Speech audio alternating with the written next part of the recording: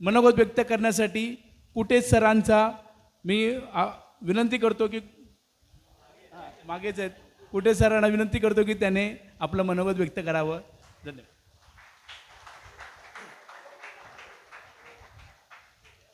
सन्माननीय मंचकावरील मान्यवर, समोर बसलेले विद्यार्थी मित्रमैत्रिणींनो, आपण आपल्या आयुष्यामध्ये कसे वागलो, त्याचं फळ आपल्याला कसं मिळतंय या संबंधी मी बोलणार आहे. 13 सप्टेंबर 1968 या दिवशी माझी नेमणूक doctor Babasaheb Ambedkar municipal secondary स्कूलमध्ये झाली. त्या शाळेमध्ये 11वीचे 2 वर्ग असायचे, 9वीचे 3, 8वीचे 4 आणि आणखी असे पुढे.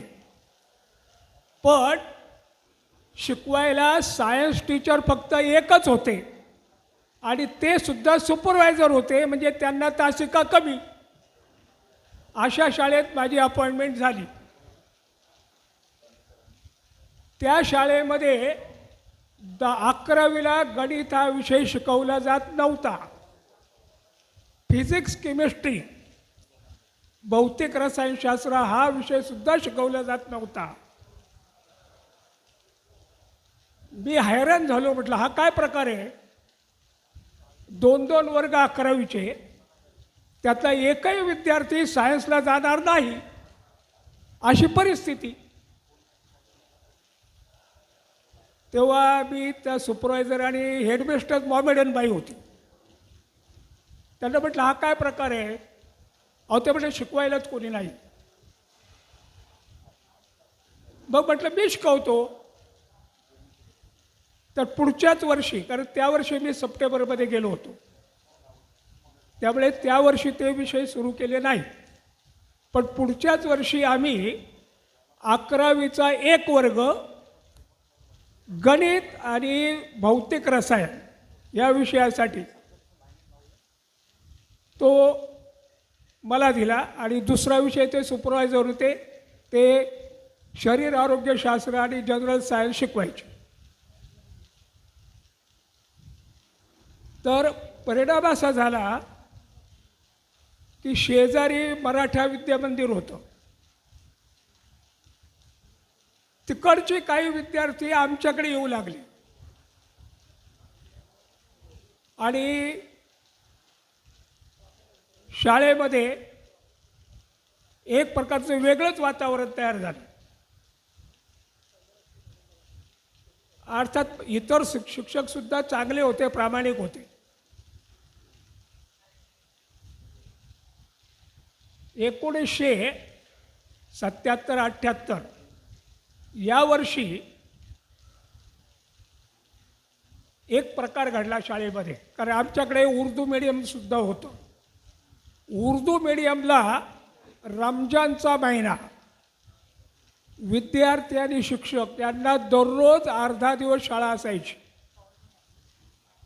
आणि इतर माध्यम, मराठी माध्यम मुख्य, त्यांना श्रावण सोमवारी फक्त अर्धा दिवस शाळा असायची. पण त्या बाई अशा विचित्र होत्या, रमजानला पूर्ण महिना उर्दू माध्यमाला हाफ डे शाळा मिळाली, पूर्ण महिना. पण मराठी माध्यमाला श्रावण सोमवार सुद्धा कधी हाफ डे दिला नाही. इतर सर्व शिक्षक मला म्हणू लागले, अहो काय सर, काय चाललंय काय? कारण मी शाळेचं वेळापत्रक मी बनवायचा, सुपरवायझरची सगळी कामं मी करायचा. तेव्हा सगळे शिक्षक मला म्हणू लागले हा काय प्रकार आहे? तेव्हा मी शिक्षकांना म्हटलं तुमची तयारी असेल तर बघा आपण हाफ डे मिळू. शेवटचा सोमवार शाळा अर्धा दिवस भरली, नंतर बदली सुट्टी झाली, विद्यार्थी पुन्हा शाळेत आले आणि माझ्या नेतृत्वाखाली सगळे शिक्षक जिना उतरून घरी. नंतर माझ्यावर फारशी काही ॲक्शन घेतली नाही. मी आता 11वीला गणित शिकवायचा, 10वीला मी 2-2 वर्ग गणित शिकवायचा. मार्चमध्ये परीक्षा असायची तर शेवटपर्यंत माझे रिव्हिजन म्हणून क्लास चालायचे गणिताचे. 4 मार्च मी विद्यार्थ्यांना सांगितलं की आता 7-8 दिवस राहिले, तुम्ही घरी अभ्यास करा.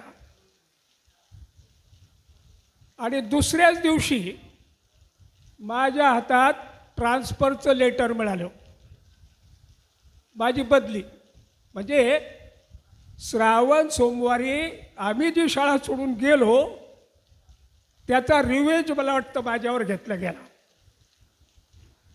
तेव्हा काही शिक्षक म्हटले की तुम्ही त्या शाळेत जाऊ नका, आपण वर प्रयत्न करू. मी 14 दिवस घरी होतो, बदली झालेल्या शाळेत गेलो नाही. जवळजवळ 700 विद्यार्थ्यांच्या सह्यांचं लेटर पत्र सुपरिटेंडेंटला गेलं. या शिक्षकाची का बदली केली याचं आम्हाला कारण द्या. अहो, त्या सुपरिटेंडेंटने स्वतः मला बोलवलं आणि स्वतः पोस्टरवर सही करायला लावली. मी दुसऱ्या शाळेत गेलोच नाही. त्या 14 दिवस मी घरीच होतो, जसं काय रामाला वनवास मिळाला तशा पद्धतीने. आणि मला सुपरिटेंडेंट म्हटले तुम्ही सही करा. माझा रजेचा अर्ज नाही, काही नाही, फुल पगारी मला कामावर घेतलं गेलं. तर आता मी फार प्रामाणिक होतो असं काय मला म्हणायचं नाही, परंतु आपण आपले ज्या ठिकाणी आपण कामं करतो त्या ठिकाणी प्रामाणिकपणे काम करा. आपल्याला जो पगार मिळतो त्याच्या मोबदल्यात काम करतो असं म्हणू नका. तर प्रामाणिकपणे काम केलं तर त्याचं चीज होतं, हे मी तुम्हाला आत्ता सांगितलेलं आहे.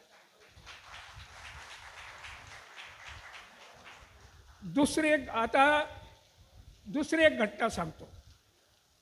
मी असिस्टंट हेडमास्टर म्हणून पूर्व भायखळा राणीबागच्या जवळ शाळा आहे तिथे गेलो.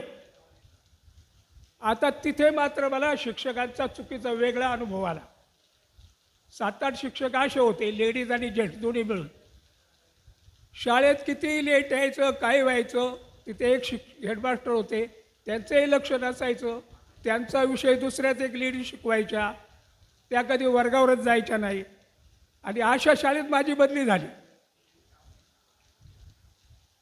मी म्हटलं इथून माझी बदली करा, मला हे काही वातावरण बरोबर वाटत नाही. त्यांनी सांगितलं तुम्हाला जसं काय काम करायचं तसं करा. माझी 12:30ची ड्युटी असायची. मी 10 वाजता शाळेत जायचा आणि 12:30 10 मिनिट लेट अलाउड. मी लेट मार्क करायला सुरुवात केली. आता 3 लेट मार्कला अर्धी कॅज्युअली कट व्हायची त्यावेळेला. तो प्रकार असा झाला, असं वागल्यामुळे माझ्यावर जरी शिक्षक रागावले तरी ते वेळेत शाळेत येऊ लागले. आता तिथे गणित शिकवणारे 10वीला शिक्षक होते, पण एक शिक्षक 2:30 वाजता शाळेत यायचा, दुसराही असाच असायचा. आता म्हटलं त्या बाईंना, हेडमास्टर बाई होत्या, त्यांना म्हटलं मी 10वीला गणित घेतो. नाही त्यांना शिकवू द्या. तर म्हटलं हे कसं काय चालेल. पण काय झालं, थोड्याच दिवसात त्या बाईंची बदली झाली आणि माझे मित्र रणदिवे म्हणून त्या ठिकाणी शाळेला आले. त्यांचा इंग्रजी हा विषय असायचा आणि माझा गणित. पण मला 10वीला गणित शिकवायला देतच नव्हते. मग सर म्हटले आपण दोघे संध्याकाळी 6ला शाळा सुटली की 10वीची मुलं बोलवायची आणि आपण एक्स्ट्रा क्लास घ्यायचे. आम्ही एक्स्ट्रा क्लास घ्यायला सुरुवात केली. त्यामुळे शिकवणाऱ्या शिक्षकांवर वॉच बसला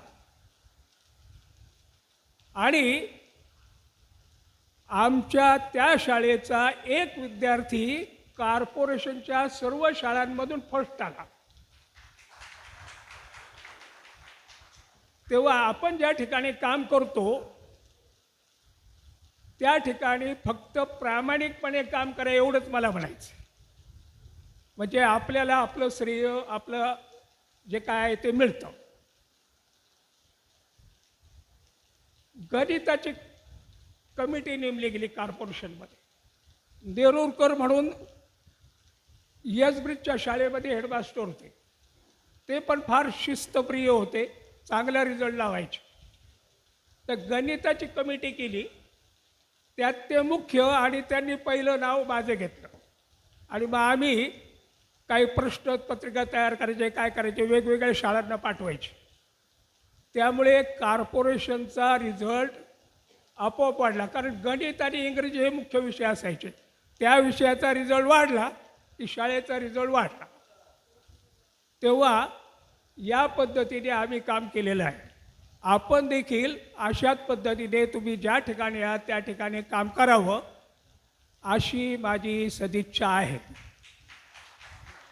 तर एवढं बोलून मी थांबतो.